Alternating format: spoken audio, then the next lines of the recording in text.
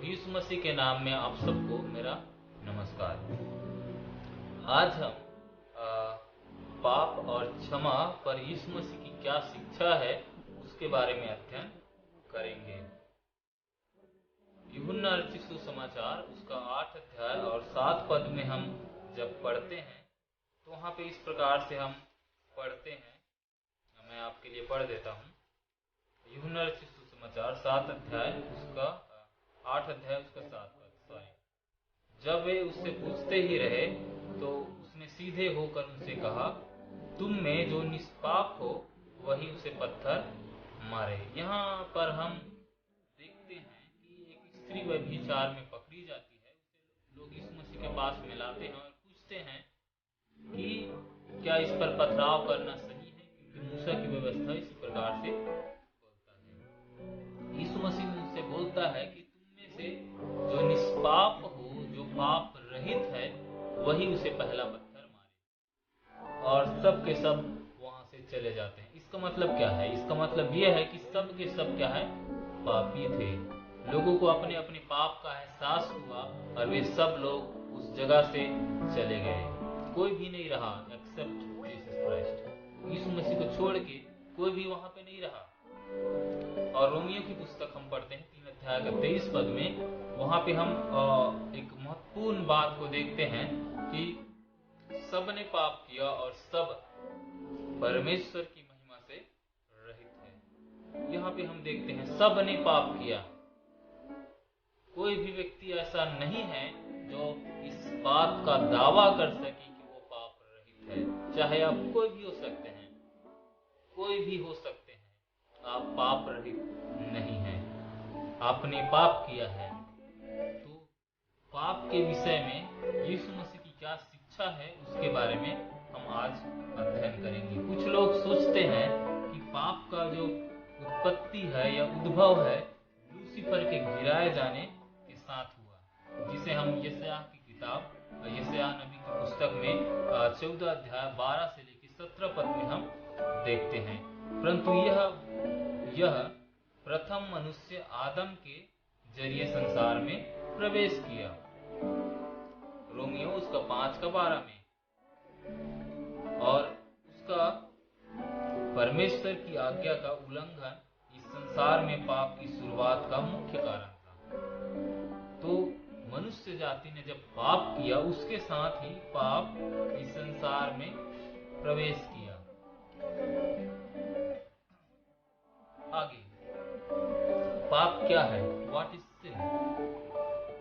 बहुत लोग सोचते हैं कि पाप कुछ बुरे कार्य करना, अर्थात चोरी, हत्या, व्यभिचार, मूर्ति पूजा इत्यादि है। यद्यपि ये सब पाप है, परंतु बाइबल के अनुसार पाप इससे बढ़कर है। चोरी करना पाप है, हत्या करना पाप है, व्यभिचार करना पाप है, मूर्ति पूजा करना पाप है। लेकिन बाइबल इससे भी बढ़ के हमें कुछ बातों को पाप के विषय में सिखाता है। इब्रानी जो भाषा है उसमें पाप के लिए हाटा ये शब्द का इस्तेमाल हुआ है। और नए नियम में यूनानी भाषा में हमार्सिया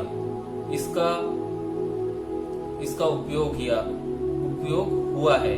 इसका अर्थ सही रास्ते से भटक जाना है, निशाने से चूक जाना या असफल हो जाना इत्यादि इसका अर्थ है। तो पाप क्या है उसके बारे में हम थोड़ा सा देखते हैं। पाप पहला, बुरे विचार। परमेश्वर और मनुष्य के खिलाफ बुरे विचार करना या सोचना पाप है। मरकुस रचित सुसमाचार उसका 7 अध्याय 21 पद में हम देखते हैं। इस बात को देखते हैं। और बुरे विचार करना भी क्या है? पाप है। उदाहरण के लिए हम देखते हैं, शैतान का पाप इतना ही था कि उसने अपने मन में घमंड किया और परमेश्वर के सिंहासन के ऊपर अपना सिंहासन रखने की कोशिश किया, बनाना चाहता था। जिसे हम यशायाह की किताब उसका 14 अध्याय उसका 13 से 14 पद में हम पढ़ सकते हैं। केवल इतना ही था कि उसने अपने मन में घमंड किया और इस बात को सोचा कि मैं अपना सिंहासन या परमेश्वर के सिंहासन के ऊपर में बनाऊंगा। वो क्या चाहता था? वो अपने मन में विचार किया, अपने हृदय में उसने विचार किया कि मैं क्या करूंगा, परमेश्वर से बड़ा हो जाऊंगा, परमेश्वर के ऊपर में मैं राज्य करूंगा। इस प्रकार का विचार शैतान के मन में आया और पाप वहां पे उत्पन्न हुआ। तो बुरे विचार करना क्या है? पाप है। ये मनुष्य के खिलाफ में बुरे विचार करना हो सकता है। मनुष्य कई बार बुरे विचार आते हैं, कोई हमें कुछ बोल देता है तो हमें ऐसा लगता है, हम सोचते हैं कि हम उसे मार डालें, हम उसे तरह तरह की मन में गालियां पकने लग जाते हैं। तो ये सब क्या है? पाप है। आगे दूसरा बात देखते हैं, बुरे स्वभाव या परमेश्वर के खिलाफ गुड़गुड़ाना हो सकता है। पैसे या पद का लालच हो सकता है। बुरे स्वभाव के अंतर्गत ये आता है। जैसे हम प्रेरितों के काम 5 अध्याय 1 से 10 पद में देखते हैं, हनन्याह और सफीरा वे लोग अपनी भूमि को बेचते हैं और परमेश्वर की सेवा के लिए देना चाहते हैं। ये there is nothing wrong in it, कोई भी बुराई नहीं है इसमें। लेकिन क्या बुराई है? वे लोग झूठ बोलते हैं। किससे झूठ बोलते हैं? पवित्र आत्मा से वे लोग झूठ बोलते हैं और इसका खामियाजा उनका सजा उसी क्षण में, उसी पल में उन्हें भुगतना पड़ता है। तो बुरे स्वभाव, हमारा जो स्वभाव है वो यदि बुरा है या लालच करते हैं, लोभी है, या किसी प्रकार के भी हमारे अंदर बुरा स्वभाव है, चाहे कुछ भी हो सकता है, वो क्या है? पाप है। तीसरा बुरे काम, चोरी, हत्या, व्यभिचार, मूर्ति पूजा, घूस या रिश्वत लेना, शराब पीना इत्यादि, ये सब क्या है? पाप है। ये बुरे काम है जो हम करते हैं। चोरी करते हैं, किसी के चीजों को हम ले लेते हैं। हत्या करते हैं। हत्या करना क्या है? बाइबल ये सिखाती है कि हत्या करना पाप है। वचन में हम देखते हैं 10 आज्ञा में कि तू हत्या न करना। तो व्यभिचार, मूर्ति पूजा, मूर्तियों के सामने दंडवत करना, मूर्तियों की पूजा करना, ये सब क्या है? पाप है। रिश्वत लेना, आजकल रिश्वत लेना आम बात हो गया है। कहीं भी जाओ पैसा देना पड़ता है। रिश्वत लेना भी क्या है? पाप है। शराब पीना इत्यादि। तो इसे हम रोमियो की किताब 1 अध्याय 29 से लेकर 32 पद में इस बात को हम देखते हैं। शरीर के काम को हम देखते हैं। परमेश्वर चाहता है कि हम ये सारी कामों को न करें, मन फिराए इन बातों से। गलातियों की पत्री 5 अध्याय उसका 14 से 19 से लेकर 21 पद में हम शरीर के कामों के बारे में देखते हैं। शरीर के जो काम है वो गलत होते हैं। व्यभिचार, हत्या और परस्त्रीगमन, ये सारी बातें क्या है? गलत है। ये क्या है? काम है, ये बुरे काम है। तो ये भी क्या है? पाप है। चौथा, भूल का पाप या भूल चूक का पाप हम इसे बोल सकते हैं। भूल का पाप वो है जिसे हम करने में असफल हो जाते हैं या जिसे हम कर नहीं पाते हैं। बाइबल के अनुसार कुछ चीजों को जानबूझकर न करना या छोड़ देना भी पाप के रूप में माना जाता है। क्या माना जाता है बाइबल के अनुसार से? कुछ चीजों को जानबूझकर न करना या छोड़ देना अभी पाप के रूप में माना जाता है। लूका यीशु समाचार 10 अध्याय 25 से लेके 28 पद और यूहन्ना 3 अध्याय 16 से लेके 19 पद। यीशु मसीह और उसके सुसमाचार पर विश्वास करने से बचना भी क्या है? पाप है। और लूका यीशु समाचार उसके 10 अध्याय 25 से लेके 28 पद में हम किसके बारे में देखते हैं? सामरी जो व्यक्ति के बारे में देखते हैं, जो जख्मी व्यक्ति था, उसकी सहायता किया। वो अच्छे पड़ोसी होने का कर्तव्य वो निभाया। लेकिन साथ ही साथ बहुत सारे और लोग थे जो याजक लोग थे, वो लोग इस बात से बच के निकल गए वहां से। और देखते हैं यीशु मसीह मसीह के सुसमाचार पर विश्वास न करना, जानबूझकर कई लोग नहीं करते हैं, कुछ लोग जानते नहीं है, उनकी आंखें नहीं खुला रहता इसलिए वो लोग नहीं करते हैं। तो ये क्या है? पाप है। आइए हम पाप के विषय में यीशु की शिक्षा को देखते हैं। ये सारे चीजें, 4 बातें मैंने बोला, वो सब क्या है? पाप है। आगे और देखते हैं। यीशु मसीह ने पाप की जो उत्पत्ति है उसके बारे में परिभाषा नहीं दिया, या उसके ग्रोथ या कैसे बढ़ा पाप, उसके बारे में कुछ भी जानकारी नहीं दिया। यहूदी समुदाय को पुराने नियम के अनुसार पाप के विषय में स्पष्ट जानकारी थी। यहूदी लोग बड़े अच्छे तरीके से जानते थे कि पाप है क्या चीज। यीशु मसीह पुराने नियम के उपदेशों को स्वीकार किया, या पुराने नियम में जो भी हम पढ़ते हैं उसे यीशु मसीह स्वीकार किया, उसे ठुकराया नहीं, उसे स्वीकार किया और उन्हें नया और गहरा अर्थ दिया। यीशु मसीह क्या किया? स्वीकार किया पुराने नियम में जितनी बातें बोला जाता है उसको, और उसके साथ साथ उसने उन बातों को नया और गहरा अर्थ दिया। कुछ भी जो मनुष्य और परमेश्वर के बीच और व्यक्तियों के बीच अलगाव पैदा करता है वह पाप है।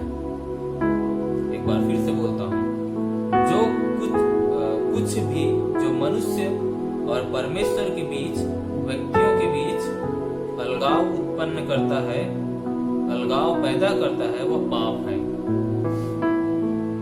यीशु के अनुसार यीशु ने यह स्पष्ट किया कि पाप बाह्य कार्य या बाहरी कार्य से अधिक हृदय की एक अवस्था है। यह बाहरी नहीं बल्कि आंतरिक है। यहूदी धर्म गुरु अर्थात रब्बी लोग ये सिखाए कि व्यवस्था का कोई भी उल्लंघन पाप है। यीशु मसीह ने इसका विरोध नहीं किया, परंतु इससे अधिक बताया। रब्बी लोग व्यवस्था के किसी भी प्रकार के उल्लंघन और धार्मिक अभ्यास को करने से असफल हो जाते हैं तो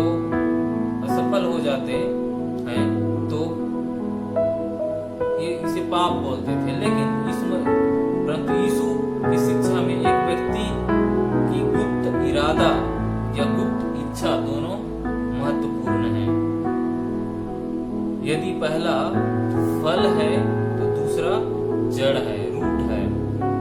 मत्ती सुसमाचार 5 अध्याय 21 से लेके 30 पद में हम इस बात को देखते। यहूदी धर्म गुरु शरीर के पाप को डांटे, जो शरीर के पाप किया करते थे उसे वो लोग डांटते थे, जबकि यीशु हृदय और प्राण के पाप को भी डांटा या फटकार लगाया।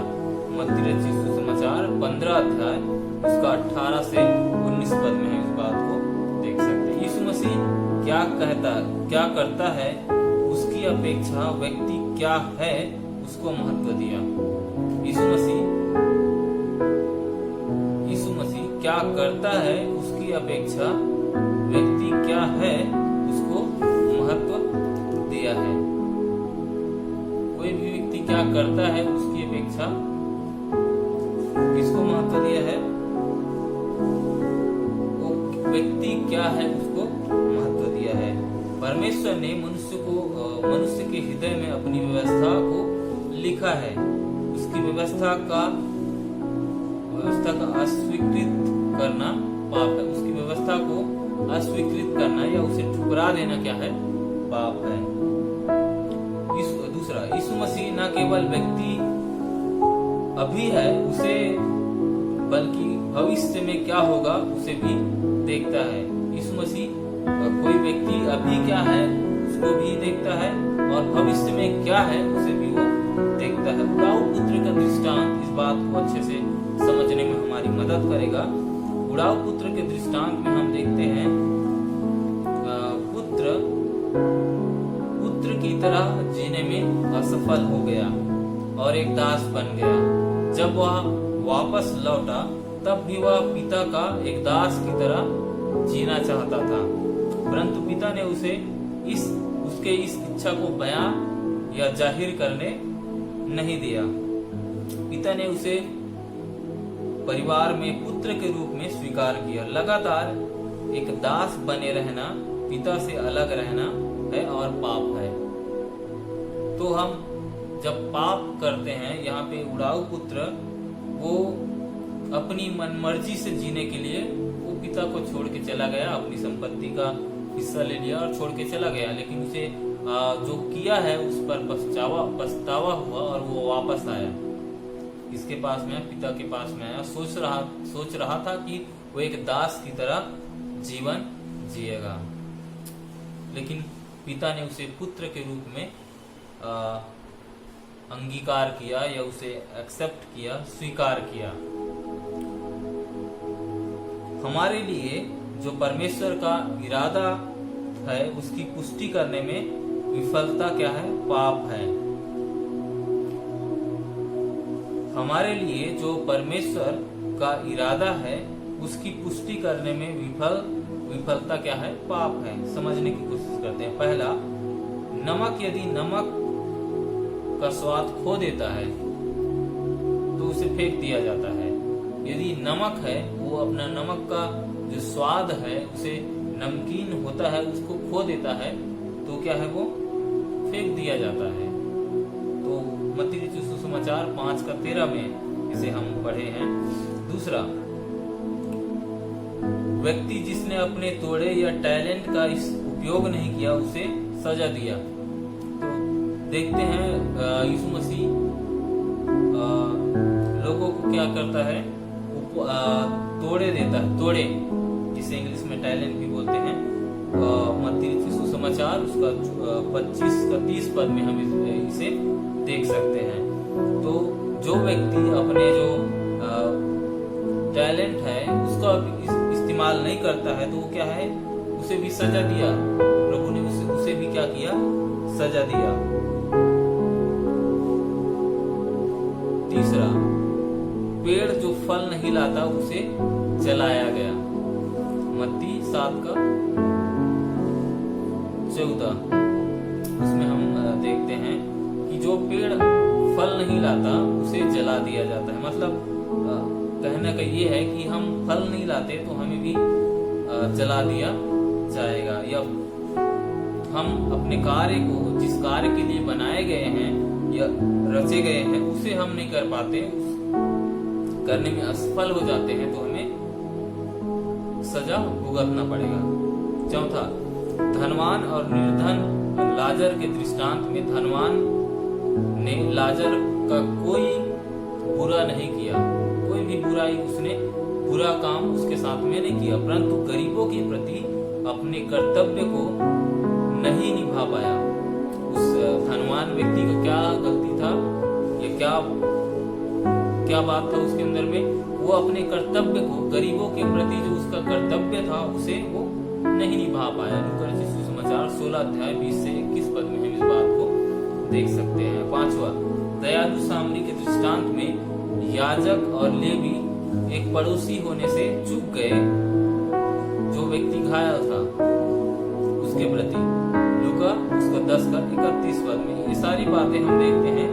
व्यक्ति यदि अपने जो काम को करना है उसे परमेश्वर के लिए यदि वो चूक जाता है तो क्या है? पाप है। तीसरा, पाप प्रेमी परमेश्वर के हृदय को चोट पहुंचाता है। पापी न केवल व्यवस्था का उल्लंघन करता है बल्कि परमेश्वर के प्रेमी हृदय को भी तोड़ता है। मनुष्य का कोई भी कार्य जो परमेश्वर की इच्छा के विपरीत होता उसे परमेश्वर का हृदय चोटिल होता है। हम उड़ाऊ पुत्र के दृष्टांत में देख सकते हैं। पुत्र के हृदय टूटने से कहीं ज्यादा पिता का हृदय उसमें टूटा। एक पुत्र अपनी मनमानी के लिए या अपनी इच्छा पूरी करना चाहता था। परमेश्वर की जगह में स्वयं को रखना क्या है? पाप है। तो परमेश्वर के जगह में हम यदि अपने आप को रखते हैं तो क्या है? पाप है। तो ये सारी चीजें क्या है? पाप के अंतर्गत आता है। छोटी छोटी बातें हैं लेकिन समझने की हमें कोशिश करना चाहिए कि यदि हम नमक के समान है तो हमें नमकीन बने रहना है। यदि हम अपने नमक के जो गुण है उसे खो देते हैं, यदि हम अपने मसीही जो जीवन है उसमें अपने मसीही स्वभाव को हम खो देते हैं तो ये पाप है। इसके लिए सजा है, जो बाइबल में हम देख सकते हैं। तो आइए देखते हैं, ये सब चीजें पाप है, पाप क्या है, कैसे है, उसको हमने अब तक देखा। आइए देखते हैं पाप का परिणाम। अपराध बोध पाप का परिणाम है। यदि आपको अपराध बोध होता है तो क्या है, पाप का परिणाम है। उड़ाऊ पुत्र ने उससे कहा, पिताजी, मैंने स्वर्ग के विरोध में और तेरी दृष्टि में पाप किया है। उड़ाऊ पुत्र के दृष्टांत से मैं बोल रहा हूँ। उसे अपने अपराध का बोध हुआ और वो जाना कि उसने पाप किया है। वो बोलता है, तेरी दृष्टि में पाप किया है, अब इस योग्य नहीं रहा कि तेरा पुत्र कहलाऊं। जब कोई परमेश्वर की व्यवस्था को अशुद्ध करता है, इसका परिणाम मानसिक कलह से होता है। मानसिक कलह है, मानसिक कलह है। तो यहाँ पे क्या देखते हैं, कोई व्यक्ति परमेश्वर की जो व्यवस्था है उसे अशुद्ध करता है तो उसका परिणाम क्या है, मानसिक कलह है, या डिप्रेशन में चला जाता है व्यक्ति। यहूदा इस्करियोती के बारे में हम देखते हैं, जब उसने यीशु मसीह को पकड़वा दिया और बाद में उसे इस बात का एहसास हुआ कि उसने निर्दोष को पकड़वा दिया, तो इस बात की आत्मग्लानि के कारण से वो व्यक्ति जाता है अपने आप को पेड़ में, वो अपने आप को फांसी दे देता है और मर जाता है, गिर जाता है, और उसका जो अतड़ी है, वो पेट है, वो फट जाता है। अतड़ी फटने के कारण से उसकी मृत्यु हो जाती है, जिसे हम प्रेरितों के काम की पुस्तक में देखते हैं। आगे देखते हैं, यूहन्ना 8:7 में हम देखते हैं, सब लोग अपने अपराध बोध के कारण वहां से चले गए। जैसे शुरू में बताया था मैंने, स्त्री को जो विचार में पकड़ी गई थी, उसे लोग जब लाते हैं यीशु मसीह के पास में, तो यीशु मसीह बोलता है, तुम में जो पाप रहित है, निष्पाप है, वही व्यक्ति पहला पत्थर मारे। तो सब लोग वहाँ पे, सब लोगों को अपना अपना अपराध बोध होता है कि सब पापी है, और वो वहां से चले जाते हैं। पापी पाप का दास बन जाता है। यूहन्ना 8:34 में देखते हैं, यदि हम बार बार पाप करते रहते हैं तो हम उसके दास बन जाते हैं। हम ना चाह कर भी आजाद नहीं हो पाते हैं, हम पाप करते रहते हैं। पाप इसलिए हमें पाप को बार बार दोहराना नहीं चाहिए। यूहन्ना 5:14 में देखते हैं, यीशु मसीह बोलता है कि फिर से पाप न करना। जो 38 वर्ष का जो रोगी व्यक्ति रहता है, उसको जब यीशु मसीह चंगाई देता है तो उसे बोलता है, अब पाप मत करना, ये पाप न करना, ये पाप को बार बार मत दोहराना।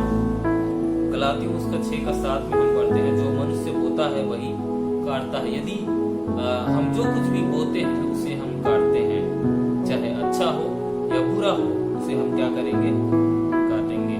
आगे हम देखते हैं, ये सब हमने अब तक देखा। पाप का परिणाम क्या है, पाप करने के द्वारा लोग तरह तरह की बातों में लिप्त हो जाते हैं, तरह तरह की बातों में वो फंस जाते हैं लोग आजकल, और पाप से वो लोग निकल नहीं पाते हैं। कई बार मसीही लोग भी पाप में पड़ जाते हैं, तो ये बुरी बात है। पाप में हमें नहीं पड़ना है, और पाप नहीं होता है ऐसा मैं नहीं बोल रहा हूँ, पाप होता है, लेकिन यदि पाप होता है तो हमें क्षमा मांगने की जरूरत है। परमेश्वर की उपस्थिति में जाए, रोए, गिड़गिड़ाए और परमेश्वर से क्षमा मांगे, परमेश्वर में क्षमा करेगा। और पवित्र आत्मा के विरोध में किया गया पाप क्षमा नहीं होगा। यदि आप पवित्र आत्मा के विरोध में पाप करते हैं, पवित्र आत्मा की निंदा करते हैं, तो ये जो पाप है वो कभी भी क्षमा नहीं होगा, ना इस लोक में, ना उस लोक में, ना स्वर्ग में। तो इस बात को लूका रचित सुसमाचार 5:10 में हम देख सकते हैं,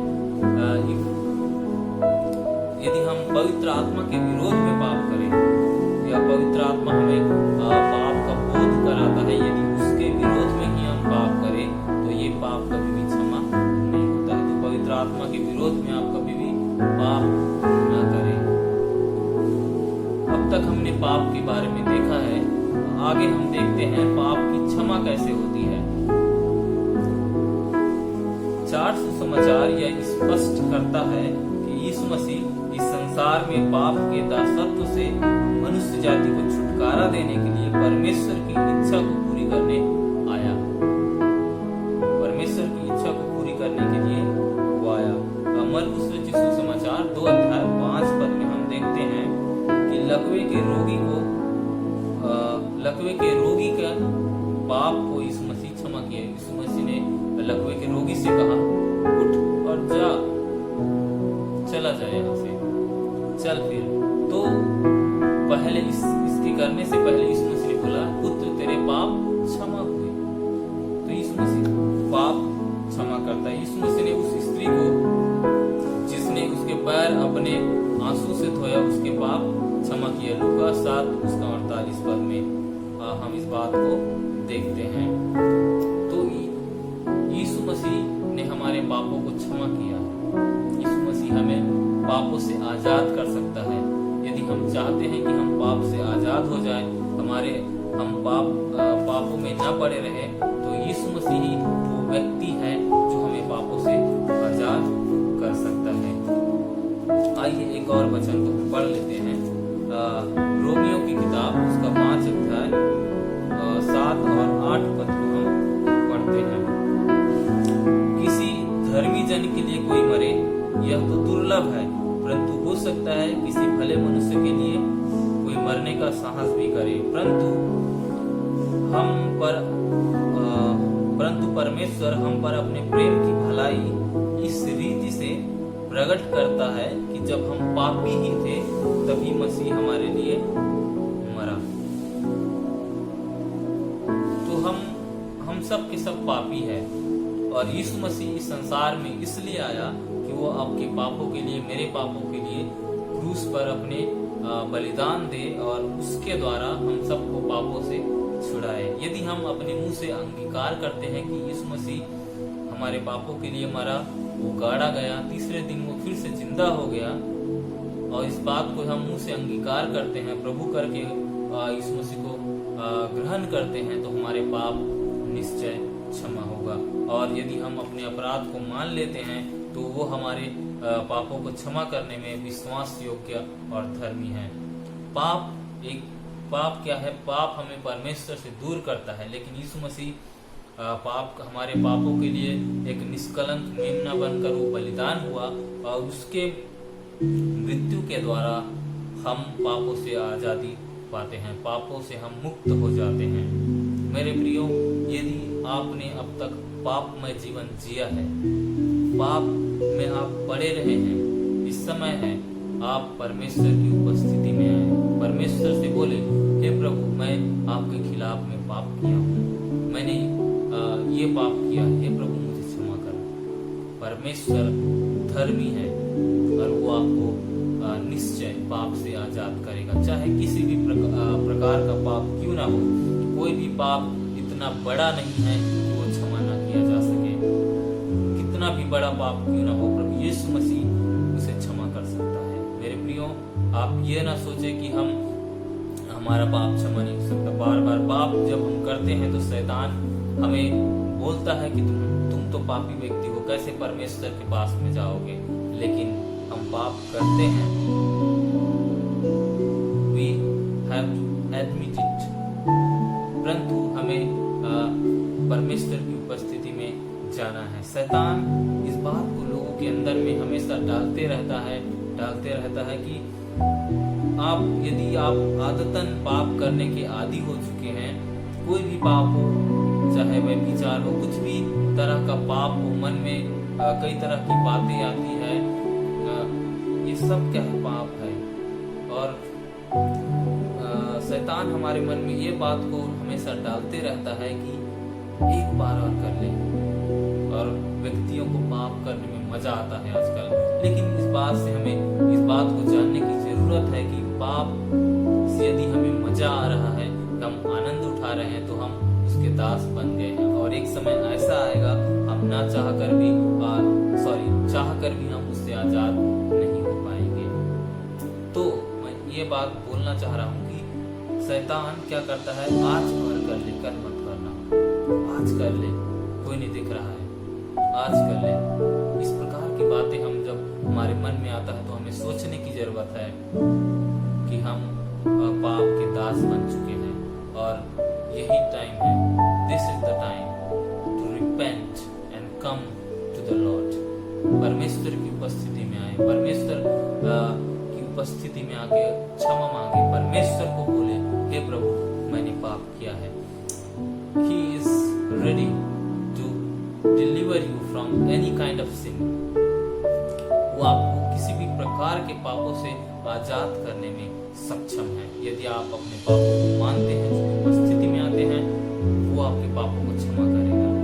मेरे प्रियो, हमने पाप के बारे में अध्ययन किया है और मैं आपको चुनौती देना चाहता हूँ कि आप परमेश्वर की उपस्थिति में आए और अपने पापों से आप तौबा करें। परमेश्वर की उपस्थिति में आके आप गिड़गिड़ाए और बोले और आपको प्रभु आपको पाप से आजाद करेगा और आपको नया जीवन प्रभु देगा, अनंत जीवन प्रभु देगा, आपको एक नई सृष्टि को बनाएगा।